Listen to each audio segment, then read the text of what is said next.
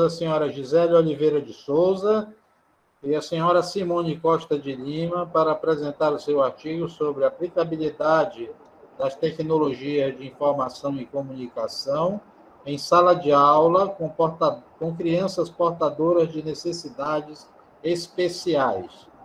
Então, senhora Gisele e senhora Simone, por favor, se façam presentes e vamos obedecer os 20 minutinhos, ok? Desde já estamos ouvintes das senhoras. Boa tarde a todos, boa tarde à bancada, boa tarde aos nossos colegas que estão nos assistindo. Eu sou Gisele Oliveira de Souza, faço dupla com a Simone Costa de Lima e o orientador do nosso trabalho é o professor Dr. Antônio Henrique Queiroz Conceição.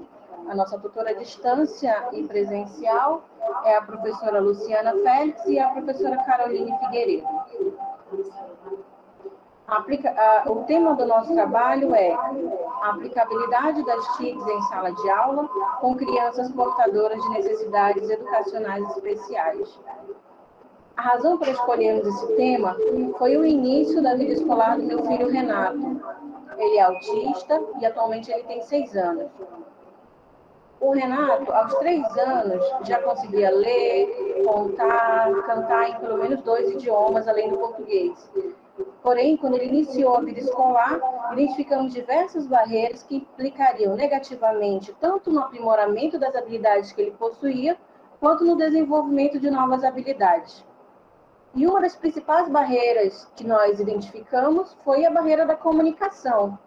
Por isso, nós buscamos soluções, meios para que o Renato conseguisse decodificar aquilo que estava sendo passado para ele, para que ele pudesse responder e dar o feedback.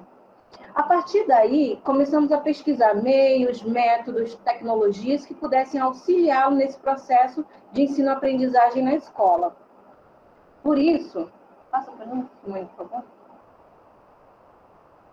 O objetivo geral do nosso projeto é o uso das TICs como ferramentas mediadoras para a inclusão de crianças com necessidades especiais no ambiente escolar. E os objetivos específicos são a identificação dos aplicativos disponíveis para desenvolver atividades pedagógicas no processo ensino-aprendizagem para crianças especiais, a utilização dos aplicativos em laboratório e a interatividade entre o aluno e os aplicativos para avaliar o desempenho das TICs em sala de aula. E, por fim, a análise dos resultados no laboratório. Passa para mim, por favor. Bom, ao longo dos últimos anos, o uso das tecnologias começaram a fazer parte do cotidiano das pessoas, apresentando um grande potencial no campo da educação. Ora, as tecnologias são uma realidade na nossa rotina. Elas estão presentes no ambiente de trabalho, nos estudos, no lazer, por exemplo, nos aplicativos de jogos, filmes, redes sociais, facilitando a interação tanto em tempo real, né, por meio de videochamadas, audiochamadas, lives, mensagens e outros meios. Essa também é uma realidade nas escolas de Manaus, porque as escolas já dispõem de equipamentos tecnológicos que abordam a educação e tecnologia. Então, a nossa pesquisa mostra a importância dos projetos na área da educação pública em âmbito municipal, mais precisamente no método de inclusão entre crianças com as necessidades educacionais especiais, utilizando tecnologias digitais no processo ensino-aprendizagem. Essas tecnologias da qual nós estamos falando são as TICs, as tecnologias de comunicação e informação, que propiciam agilidade na comunicação, na transmissão, na distribuição de informação, notícia e também conhecimento. As TICs, elas resultam de 3 vertentes: da informática, da telecomunicação e das mídias eletrônicas. E por isso, as TICs representam uma importante ferramenta para motivar as crianças com necessidades especiais, facilitando o aprendizado. E as TICs podem ser usadas nas mais diversas formas e nas mais diversas áreas, pois através das TICs é possível reunir, contribuir, compartilhar informações. O uso das TICs, juntamente com os métodos tradicionais de ensino, proporciona o desenvolvimento aos alunos e enriquecendo o ensino. Então, o intuito de ter um projeto que seja capaz de fazer da lei de inclusão para crianças com necessidades educacionais especiais se cumprir Não basta só ter a lei, é necessário dar condições para a escola. O gestor, os professores cumprem essa lei como recursos, estruturas físicas, treinamento, dentre outras coisas. Passa para mim? Pode passar. O referencial teórico. As TICs no atual contexto educacional.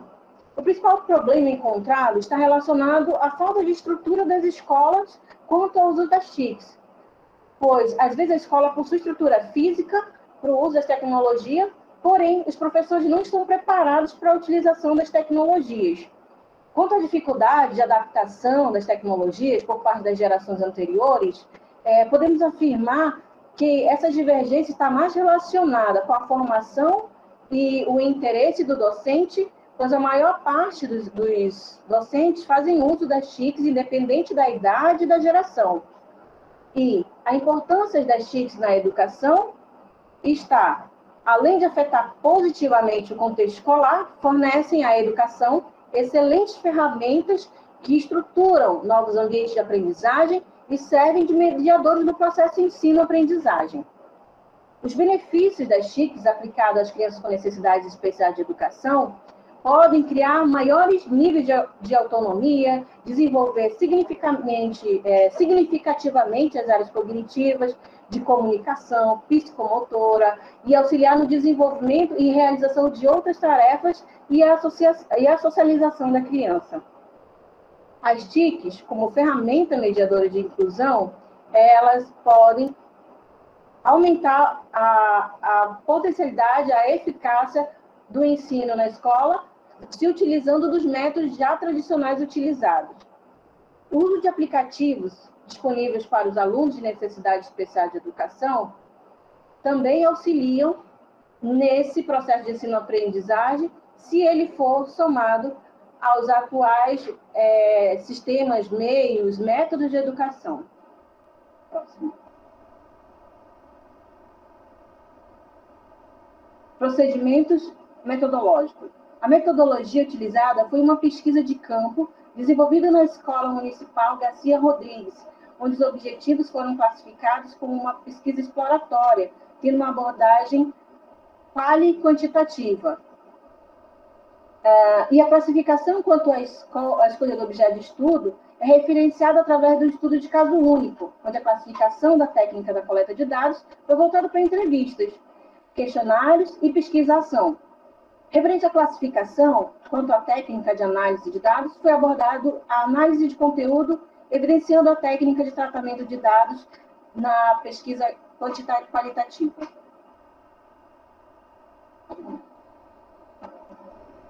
O objeto desse estudo é a inclusão de crianças com necessidades educacionais especiais, o NEE, através da utilização de tecnologias digitais, que seriam as TICs, no processo de ensino-aprendizagem na Escola Municipal José Garcia Rodrigues. Agora a nossa colega vai apresentar os resultados dessa pesquisa. Boa tarde, banca. Boa tarde, colegas. Agora nós vamos falar sobre os resultados de análise de dados. Para fazer a implementação dessa pesquisa, primeiramente, nós fizemos um levantamento com o gestor da escola sobre a estrutura da escola, nos quesitos da área de informática, como a estrutura cabeada de rede lógica, o laboratório de informática, os equipamentos de TICs e o acesso à internet. Também sobre o corpo técnico, se há suporte para prestar manutenção desses equipamentos e apoio aos professores. Além disso, questionamos sobre o treinamento que os professores têm com essas ferramentas e em que nível eles estão. Na segunda fase, foi aplicado um questionário pelo Google Forms, que foi enviado para os professores de forma remota, posto que estávamos em pandemia e não poderíamos ter esse contato pessoal. Também foram avaliados a quantidade de alunos com necessidades especiais, que cada professor tinha, a estrutura de hardware e software, o nível de conhecimento dos professores às TICs e ao uso, além como se há suporte técnico para esses professores. Nesse gráfico, nós podemos identificar que é a quantidade de alunos com necessidades educacionais especiais por professores. Dos professores nas escolas, 6 professores têm alunos com essas necessidades. No geral, cada professor tem 2 alunos, apenas um professor tem um aluno, dando um total de 11 alunos com necessidades educacionais especiais. Tá? A primeira tabela, ela questiona sobre se há intervenção pedagógica utilizando as TICs com as crianças com ENE. Metade dos professores diz que já utiliza frequentemente, a outra metade diz que utiliza às vezes. A tabela 2 pergunta sobre a formação específica na integração com TICs. Tá? Todos os docentes eles foram unânimes a dizer que há necessário um treinamento com TICs naquilo que se refere a crianças com necessidades educacionais especiais. Os professores eles também se autoavaliaram sobre aquilo que eles já sabiam utilizar das ferramentas, tanto de hardware como de software. Né? 5 deles se avaliaram com nível médio, que já tem uma certa prática com a tecnologia da informática, com o uso de smartphone e tablets e notebooks. Apenas um desses professores se avaliou como nível alto, que ele disse que tem prática no uso, ele tem cursos na área e já utiliza esses equipamentos em sala de aula. Questionando sobre se há apoio técnico vindo do quadro da CEMED, uma professora que também é pedagoga na escola, ela informou que sim, que para aquela zona, nas escolas daquela região, existem pessoas que podem prestar esse suporte, tanto via telefone quanto presencialmente.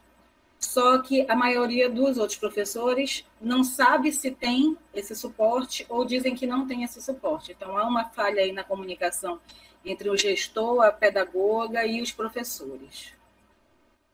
Agora, nesse quadro, nós vamos mostrar a quantidade de alunos que nós fizemos a pesquisa e os aplicativos que nós utilizamos com esses alunos. Apesar de terem 11 alunos na escola com essas necessidades, apenas 3 alunos compareceram, posto que nós estávamos num período de pandemia, né? O gestor da escola entrou em contato com os professores entrou em contato com os responsáveis dessas crianças e 3 deles aceitaram participar da pesquisa. O primeiro aluno, que era uma aluna, ela era surda e muda, e o aplicativo que nós utilizamos com ela foi o HandTalk. O segundo aluno é um aluno que é autista. Nós utilizamos 3 aplicativos com eles, o aplicativo Ler e Contar, o aplicativo Silabando e o Duolingo. A terceira aluna é uma aluna com deficiência múltipla, ela tem tanto deficiência intelectual quanto deficiência física. Nós utilizamos com ela os aplicativos Ler e Contar e também o aplicativo Silabando. Posteriormente, nós vamos falar um pouco mais sobre esses aplicativos. Tá? No aluno 1, que é uma aluna que ela é surda e muda. Ela já se comunicava com o professor por meio de textos no papel. Quando ela queria fazer alguma pergunta, ela escrevia, que ela já é alfabetizada, e o professor respondia daquela maneira. Ela não sabia utilizar a linguagem de sinais. E essa aplicação, ela funciona da seguinte maneira. Ela tem um avatar, onde você pode escrever o texto,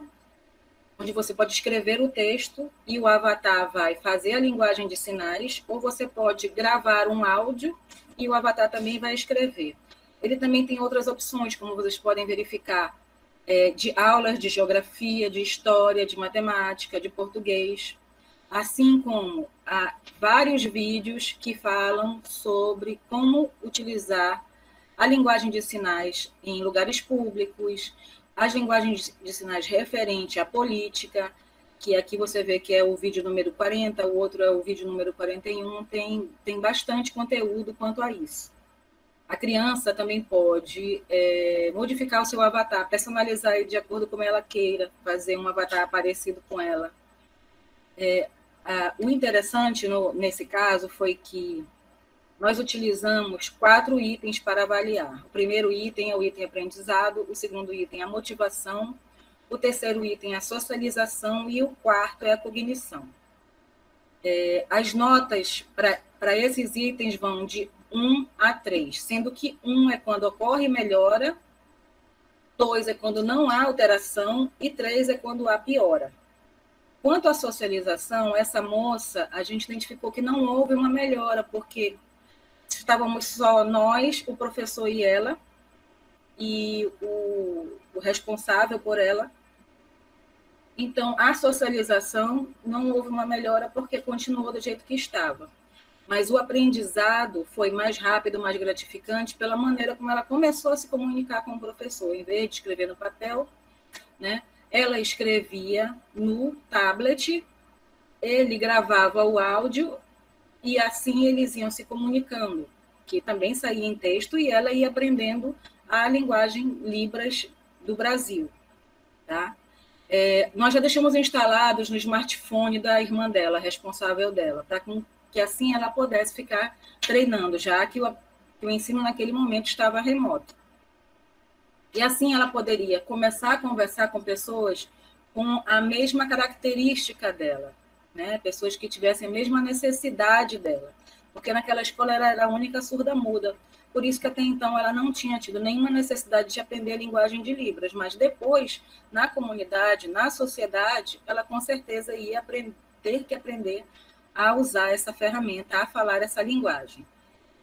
Se nós vamos, são 4 itens, nós colocamos da seguinte maneira, cada item 25%, sendo 4 itens, no total seria 100%. Nesse caso, ele pegou 25% no 1, 25% no 2 e 25% no 4. Isso dá 75% do total esperado. Agora, o aluno 2. O aluno 2 é um aluno autista por volta de 6 anos. Nós utilizamos 3 aplicativos com ele. Nós utilizamos o aplicativo Ler e Contar, que você vai aprender as letras, você vai aprender os números, você vai compor palavras com as letras, 5 minutos. Soma, subtração, multiplicação.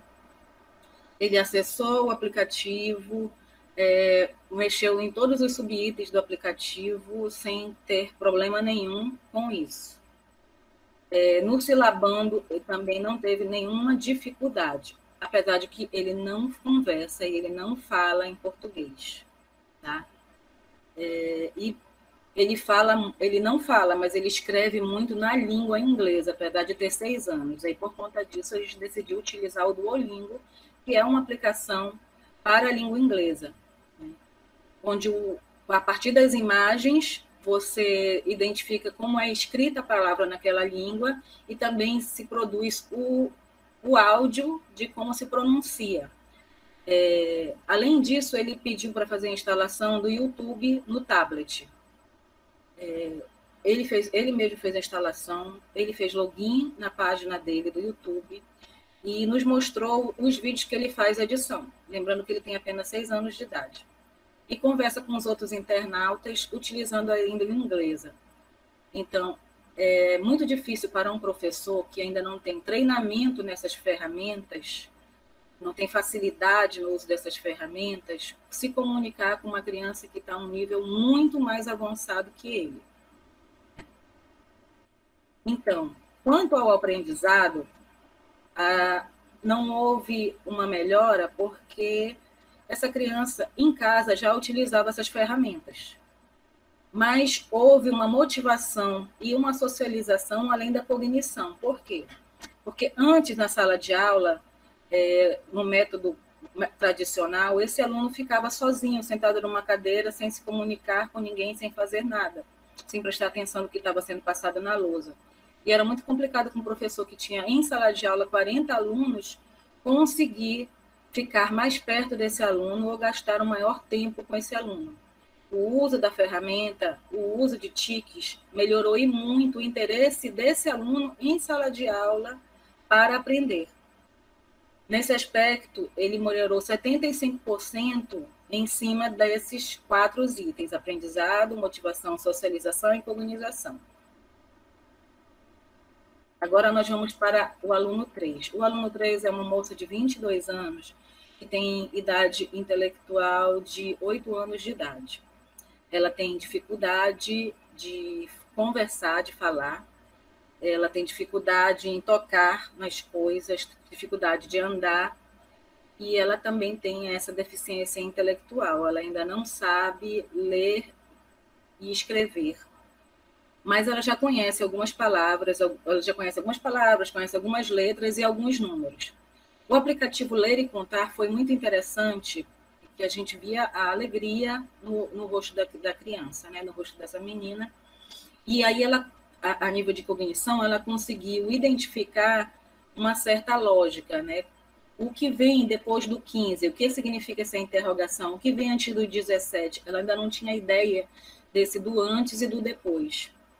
E nós ficamos 2 horas com ela, né? Apesar da repetição, apesar de vários erros, houve sim um aprendizado, foi muito mais fácil, de acordo com o professor, ela aprender ali do que aprender da maneira tradicional. Também utilizamos o silabando com ela, mas a gente ficou realmente só em palavras simples, né, por causa da dificuldade intelectual que ela tinha. Mas acredito que continuar utilizando essas ferramentas, o processo de aprendizagem dela, a alfabetização vai ocorrer. Então, no caso dela, a gente viu que houve uma melhora total no aprendizado, na motivação, na socialização e na cognição, chegando a 100% do esperado. Esse quadro ele mostra os aspectos versus os alunos, né? Os aspectos aprendizado, motivação, socialização e cognição. Nós vemos que o aluno 1 tem 75%, o aluno 2, 75% e o aluno 3, 100%. Nós identificamos que houve melhora, é o número 1 e ele está em verde. E não houve alteração, é o número 2 e está em amarelo. E não identificamos nenhuma opção de houve piora, que é o número 3 em vermelho. Então, no geral, houve sim uma melhora com o uso de TICs com essas crianças com necessidades educacionais especiais. Vamos para as considerações finais. A pesquisa possibilitou comparar a aplicação dos recursos tecnológicos com esses alunos com necessidades especiais, entre eles um aluno com deficiência auditiva, um outro com espectro autista e a outra com deficiência intelectual e motora. Referente à utilização desses aplicativos, para cada necessidade ficou evidente o interesse dos alunos.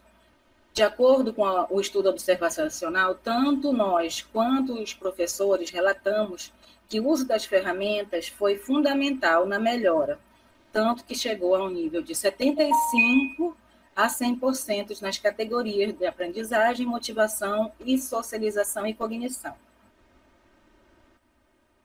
Como já foi explicado anteriormente, cada categoria tem peso de 25%. São 4 categorias e elas vão compor 100% do total da avaliação do aluno, ficando claro que os recursos tecnológicos podem facilitar tanto o aprendizado, quanto a motivação, quanto a socialização e a cognição dessas crianças com necessidades educacionais especiais.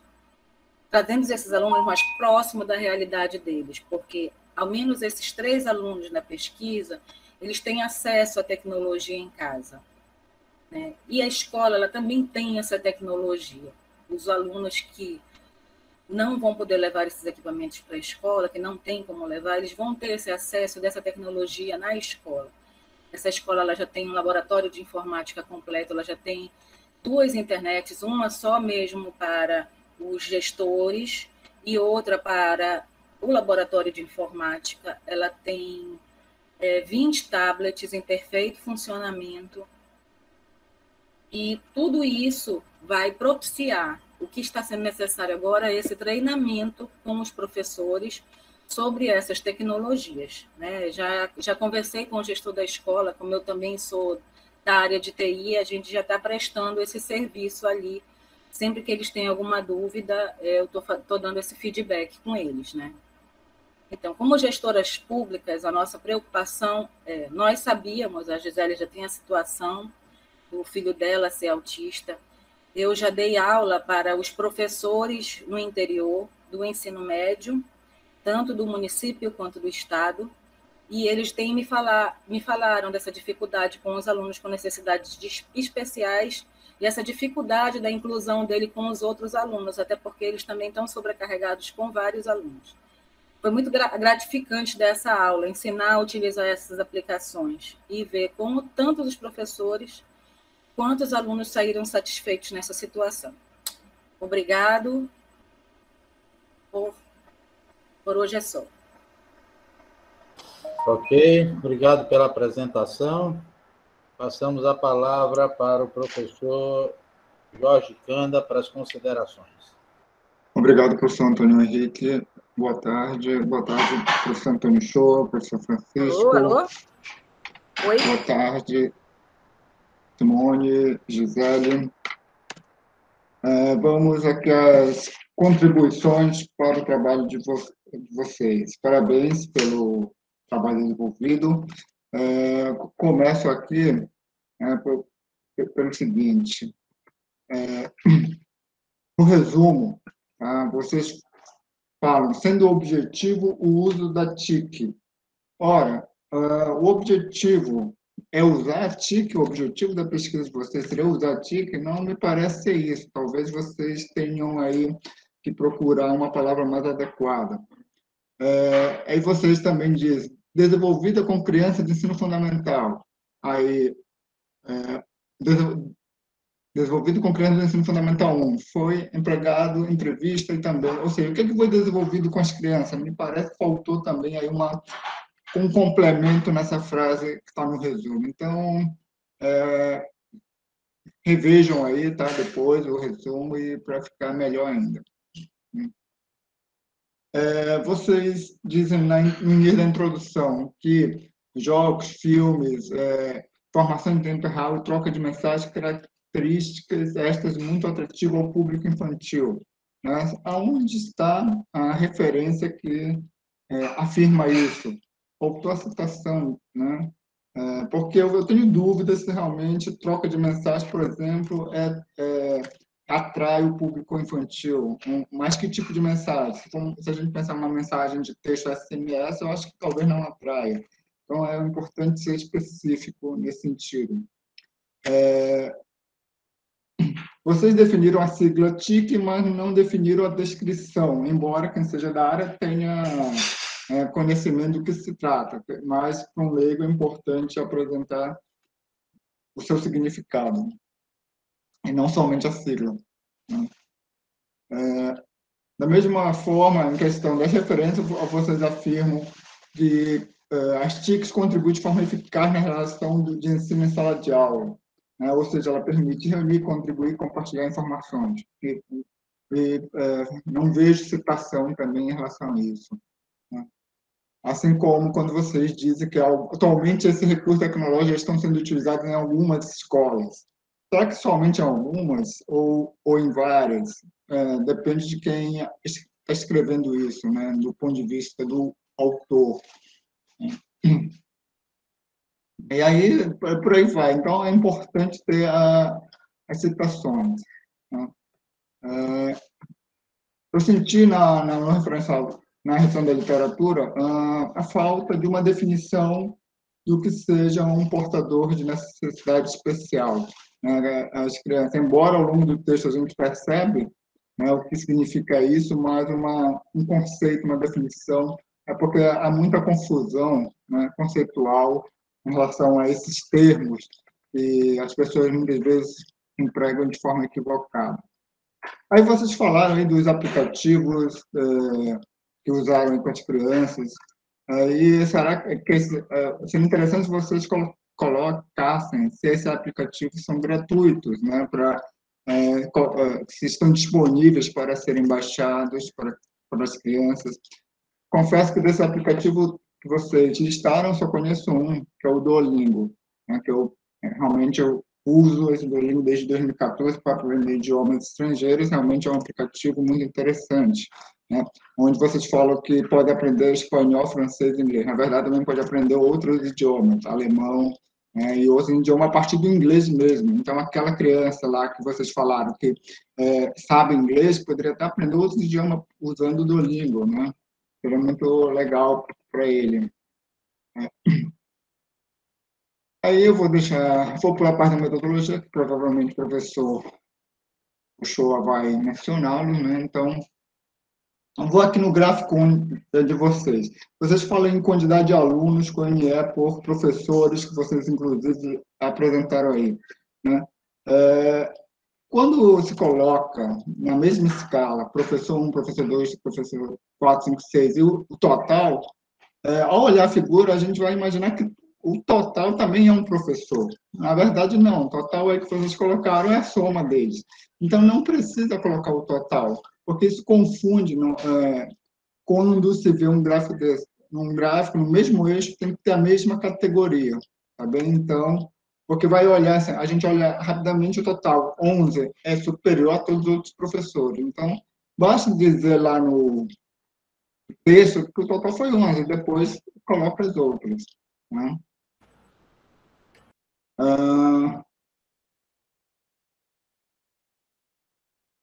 Aí tem ali, cadê? Vocês colocam, antes da tabela 2, vocês afirmam que, conforme informado pela Secretaria da Escola, há uma pessoa por zona do município.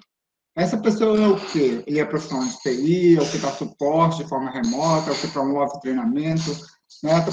Porque a tabela 2 não mostra essa informação. Então, para mim, faltou esse complemento aí, tá? É importante deixar bem claro para o leitor.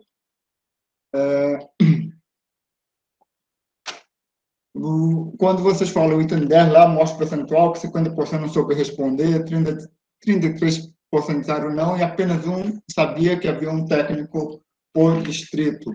Ora, quando começa a descrever em percentual e depois vocês mudam para um valor não percentual, isso não fica muito legal. É bom manter, né, todos em percentuais. Tá? O que esse um corresponde a quê? Eu já me esqueci quantos eram no total, então poderia deixar em termos percentual também. Tá? Uma dúvida que eu tenho aqui é em relação ali à tabela 9, que tem o quadro NE versus aplicativos. Aí na coluna do NE tem surdo e mudo.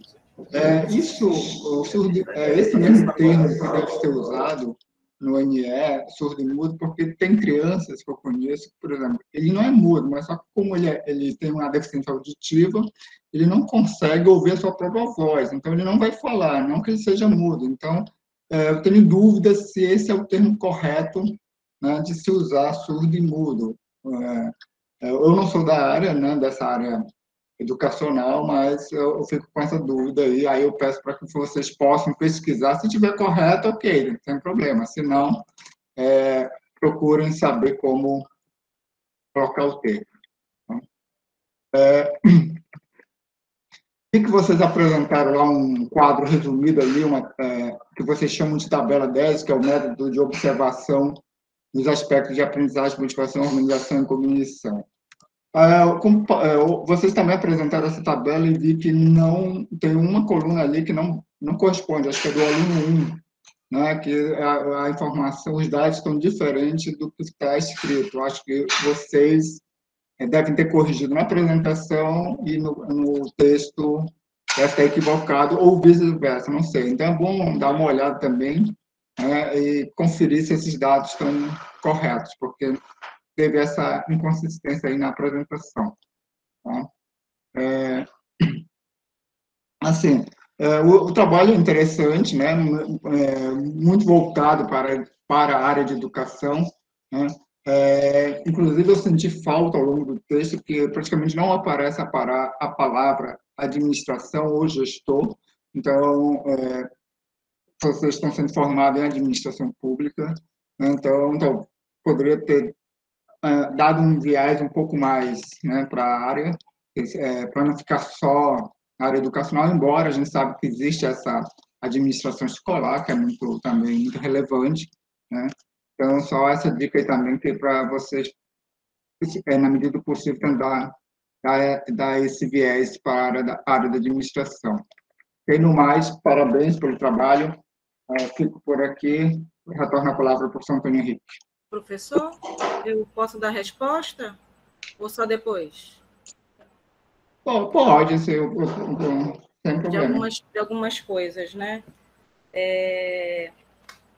O senhor falou do gráfico 11, né? A pessoa por zona é uma pessoa por zona que dá apoio nas escolas, né? Ela não fica nas escolas, ela fica na parte da coordenação. E aí, dependendo do problema, esse acesso pode ser remoto para o apoio ou local. Aí tem uma hora que o senhor falou sobre o percentual que não dá para entender direito. Na verdade, são 6 professores. Aí eu escrevi que uma professora, que também é pedagoga, que é responsável por esse contato com esse técnico, disse que há esse apoio. Mas os outros 5 professores, eu não falei em percentual, os outros 5 professores, a maior parte não sabe que é esse técnico ou afirma que não tem esse técnico. Aí eu até falei que existe um problema de comunicação ali entre o gestor, a pedagoga e os professores. Porque nenhum dos professores sabia que tinha como entrar em contato com o suporte. O valor percentual que eu mencionei que está inconsistente está na página 22, no primeiro parágrafo. Depois você dá uma olhada. Página 22. Tá? Realmente, eu corrigi aquele quadro. Eu acho que vocês receberam minha outra apresentação. Eu fui rever a apresentação e tive que realmente fazer uma correção naquele último quadro, que é o quadro dos alunos versus os itens de cognição, aprendizado. Aí tinha um valor que estava incorreto, realmente. Aí eu vou corrigir também no artigo, né? Eu não lembro de outro, eu acho que foi esse da zona, utilizado nas escolas, porque eu só pude, infelizmente, por conta da pandemia, fazer pesquisa em uma escola. O meu objetivo, nosso objetivo, era fazer em mais escolas, mas, infelizmente, eu só consegui fazer em uma escola. Só que eu venho de uma família de professores, né? Eu tenho 2 irmãs professoras, meu marido é professor e o meu irmão é professor de escolas municipais e estaduais. E eles já fazem, e como eu sou da área de TI, eles normalmente perguntam, olha, Simone, a gente está usando essa ferramenta aqui para chamada, para isso, para aquilo, que houve um aumento muito grande durante a pandemia para o uso desse tipo de ferramenta. Então, por conta disso, eu disse que já se utilizava. A outra coisa interessante nessa escola é que essa escola ela tem um gestor que se preocupa com essa estrutura. Então, ele já tem 2 acessos à internet, um para a área administrativa e outro para a área educacional. Ele tem um laboratório com 10 computadores, ele tem uma rede cabeada muito bem feita, ele tem 20 tablets para que os alunos possam utilizar. Ele está no momento agora de ter que treinar os professores para que esses professores consigam utilizar essas ferramentas. Quanto a isso que eu queria falar. Mas agradeço as suas sugestões. Obrigada. Ok, pessoal. Professor Antônio Shoa falando aqui. O professor Henrique teve queda de energia, pelo visto, tá? Então, ele não se logou até o momento. Ele está mandando mensagem aqui para mim. Bom, eu vou traçar meus comentários sobre o trabalho da Simone e da Gisele. Né? Acho que eu acertei, né? Simone e Gisele, né? Muito bem. Deixa eu voltar aqui no meu material.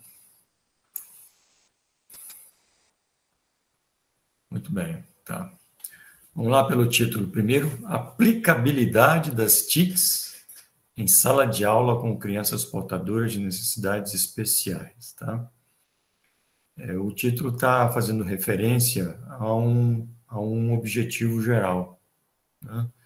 Quando eu entrei aqui no resumo de vocês, eu identifiquei sendo o objetivo o uso das TICs como ferramenta pedagógica em sala de aula. Um objetivo bem enxuto, mas ele não está verbalizado, né? Teria que ter um verbo aqui ajudando essa frase aqui montada, né?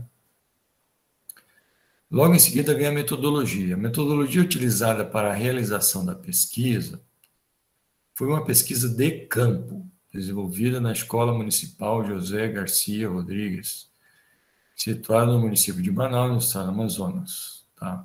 Então, já definiu aqui a unidade analisada. Desenvolvida com crianças de ensino fundamental 1, foi empregado em entrevistas e também questionário com auxílio Google Forms, entrou na técnica de coleta com os docentes. Teve como referência o uso de aplicativos educacionais e equipamentos de informática tais como smartphone, tá? Instrumentos, tá? Instrumentos utilizados na pesquisa. Com o método de recursos tecnológicos, foi possível afirmar melhor nos aspectos de aprendizagem. Tá, aqui já está indo para os resultados. Então, eu dei uma olhada na introdução e, de imediato, aparece o termo ticket, que é um TICS, né? Que é um acrônimo. Então, um acrônimo, quando ele quando ele aparece pela primeira vez, você tem que escrevê-lo de forma completa para que a pessoa entenda do que se trata. E aí, posteriormente, você só escreve TICS que já se compreende do que se trata, tá bom? Então, aqui, logo no primeiro parágrafo da introdução, aparece como TICS. Aí abre um parêntese aqui, aí diz o que é o TICS, tá? Deixar claro para a gente poder entender. Eu fui dando uma olhada na tua argumentação a nível de justificativa, né? Tem um ponto relacionado à relevância também. Na verdade, que relevância normalmente você consegue de forma mais completa, né? E angustiante, difícil você chegar numa relevância, normalmente lá em mestrados e doutorados. Né? E no antepenúltimo parágrafo, achei a ideia de objetivo geral. Então, aqui, devido às múltiplas mudanças que sucedem à nossa volta, impostas pelo avanço tecnológico, torna-se necessário compreender a importância das novas tecnologias aplicadas à educação de crianças portadoras de necessidades especiais. Então, está dentro de está embutido em um parágrafo, né, o teu objetivo geral. Você partiu do verbo compreender, tá? Podia pegar esse verbo compreender e levar lá para o resumo, para ficar mais completa a sua explicação, né? Eu tinha colocado uma observação também que, antes desse objetivo, seria interessante colocar o problema de pesquisa, tá? Mas, tendo o objetivo geral, a gente já começa a entender o teu problema, tá? Já dá para entender o teu problema, ok? A redação me parece bastante redação qualitativa. Pessoas que são voltadas mais para a área qualitativa têm que se expressar bem, têm que escrever muito bem, ou seja, o seu pensamento é qualitativo, né? Os seus autores são qualitativos, tem todo um jargão para se escrever. Talvez, por vezes, eu acho que é mais pesado que as questões estatísticas. São muito simplistas a nível de aplicações, né? Do software, a análise. Não há interpretação para análise, sim análise para interpretação. Né? Mas está bem escrito, algumas colocações de citação direta longa, né? Flertou bastante com a direta longa, principalmente na primeira parte. E não que seja um problema, mas bons artigos, você vai ver pouca citação longa.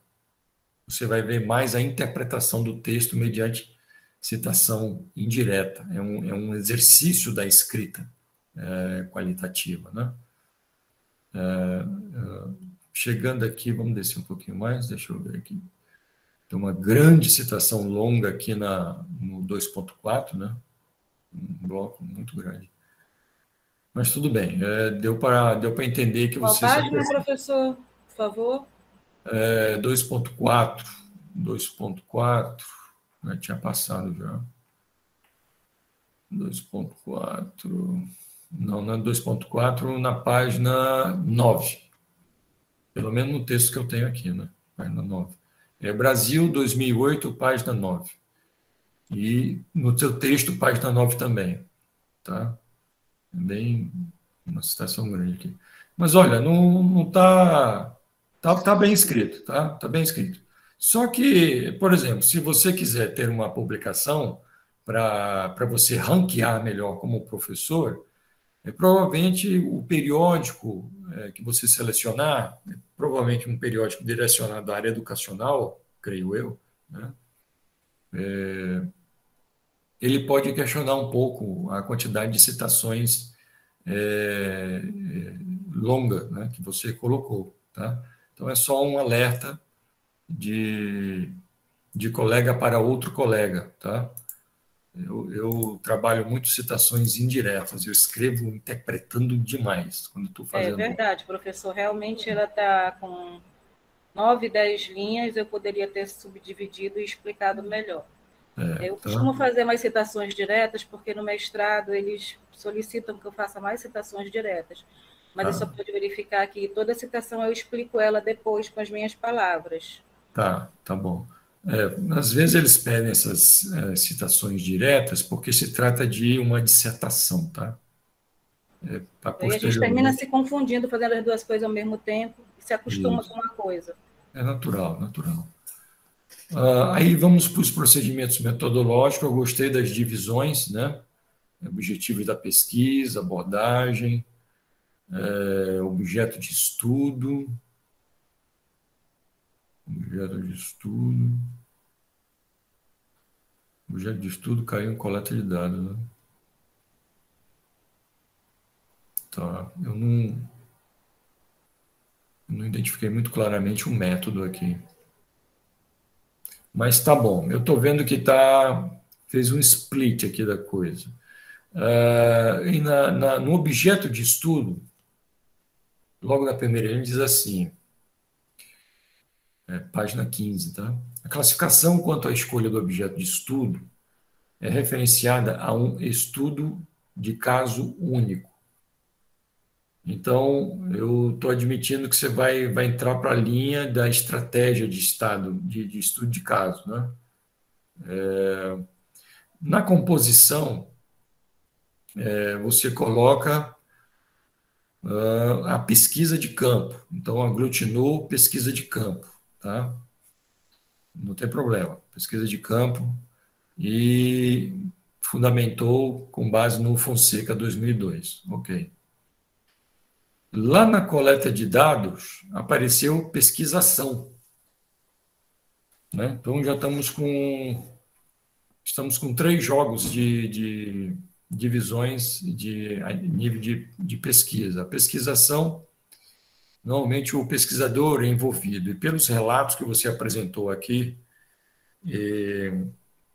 nos resultados apresentados, tem características de pesquisação. Tá? Tem características. Tá? Mas aí você gerenciou as três formas do pensar entre a escolha do objeto de estudo e a técnica de coleta de dados, que normalmente a técnica de coleta de dados ela vai trabalhar basicamente a técnica, né? Então, logo na primeira linha você coloca aqui entrevistas e questionário. Vai trabalhar com 2 formas de coleta. Explicou a entrevista.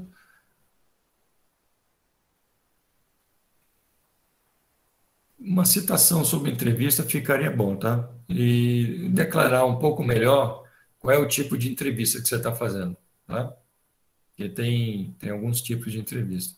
Deixar mais claro para a gente aqui qual é o tipo de entrevista e uma citação dando apoio. Colocou o Fieldland, de 2005, com a orientação metodológica da pesquisação. Está vendo como é que é uma orientação metodológica de pesquisa? O pesquisador em educação estariam em condição de produzir informações e conhecimentos de uso mais efetivo, inclusive ao nível pedagógico, o que promoveria condições para ações e transformações. A pesquisação você está na ação, praticamente dita, né? A classificação como técnica de análise, o que ela colocou aqui? Deixa-me ver. Análise de conteúdo, ok, tranquilo. Passou por Bardan, é bastante utilizado. A análise de conteúdo, ela tem a sua visão quantitativista, quando você acumula palavras, né? Então, existem alguns softwares, por exemplo, com nuvem de palavras, que auxiliam nesse processo.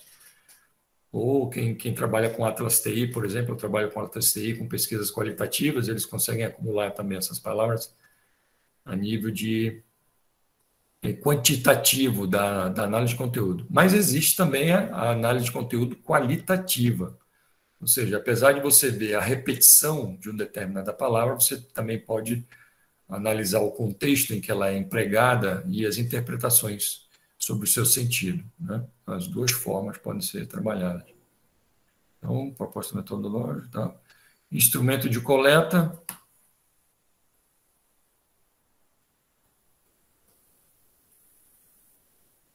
Tá. Questionários de diagnóstico entre os professores e a técnica de observação com os alunos. Então, apareceu uma técnica de observação aqui, que poderia estar explicitada dentro da técnica de coleta de dados, né? Então, que tipo de observação que você vai utilizar? A direta, a observação direta, que pode ser uma composição da observação participante. Então, deixar um pouquinho mais claro essa sua observação, como é que ela foi feita. Tá? Existem alguns trabalhos em que, dentro já da metodologia, o autor redaciona como ele fez a observação, por vezes utilizando um caderno de campo, acompanhando essa observação, né? Essa observação vai fazer parte de uma composição analítica para com as outras coletas, questionário, entrevistas, documental, caso tenha, né? Meio de obter, né? Completando. Tá. Aí falou do questionário. Ok. Eu não vi em nenhum momento aqui, a nível de questionário, resultados. Tem um momento que você fala assim, o questionário deve ser apresentado ao diretor da escola e aos professores. Pois bem, seria interessante quantificar, tá? Esse número de professores. Lá no resultado me apareceram 6, se eu não me engano. Deixa eu ver aqui. 6 professores, tá? Então, seria o caso de informar aqui na metodologia que foram contactados 6 professores, tá? Na aplicação desse questionário. O questionário, esse questionário, ele é fechado ou aberto?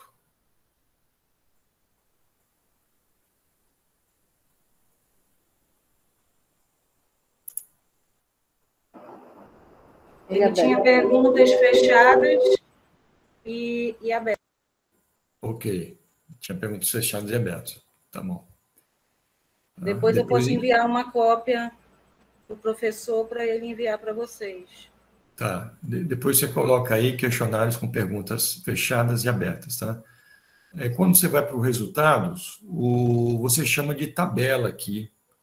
Tabela utilizada TICS, tabela 1, por exemplo, né? Só que tabelas na BNT é mais voltada para números, tá? Quando você vai trabalhar com números. Talvez você tenha confundido com a tabela na norma APA norte-americana. Para eles, quadro é tabela, tudo é tabela, tá?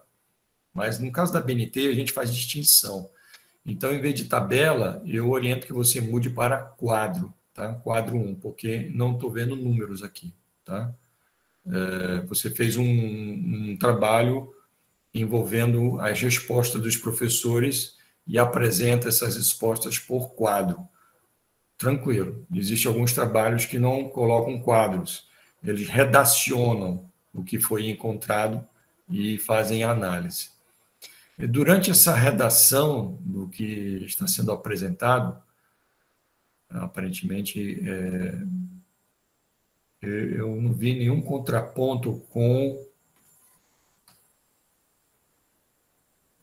a literatura. Então, depois pegas um material e tenta fazer um contraponto com a literatura, o que você achou e o que é que a literatura nos informa, tá?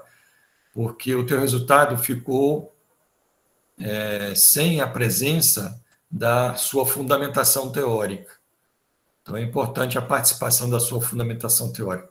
Daqui a alguns anos, com o seu doutorado, mas com muita especialização, é possível escrever um resultado sem mencionar fundamentação teórica. Mas, veja bem, são professores renomados que fazem isso. Tá? Mesmo eu, os colegas que me cercam, a gente sempre trabalha com a fundamentação. Então, faz o contraponto do que você escreveu e informa um autor, né? Caracterizando, eu encontrei isso na minha pesquisa, o autor tal encontrou também, né? Encontrei esse detalhe, o autor tal não encontrou, entendeu? Aí você faz uma discussão. Por isso que a gente fala resultados e discussão em alguns artigos, né? Ou análise e discussão, tá bom?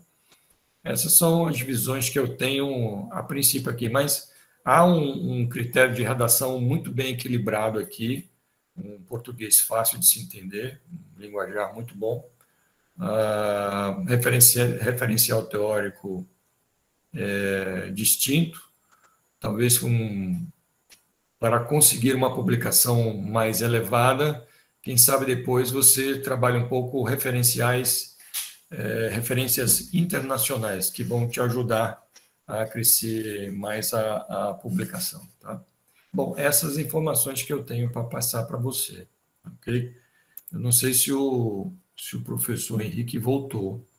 Deixa eu ver se ele está no chat aqui. Vou salvar.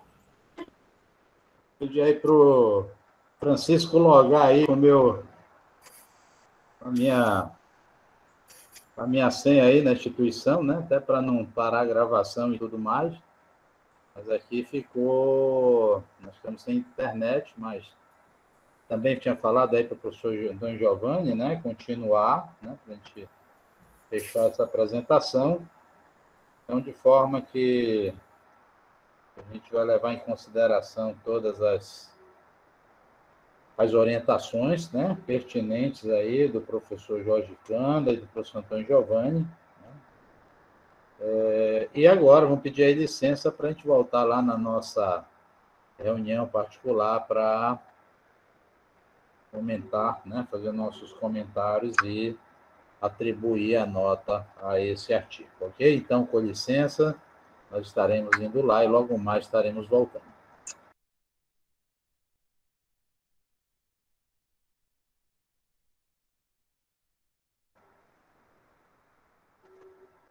Bem, olha nós de volta.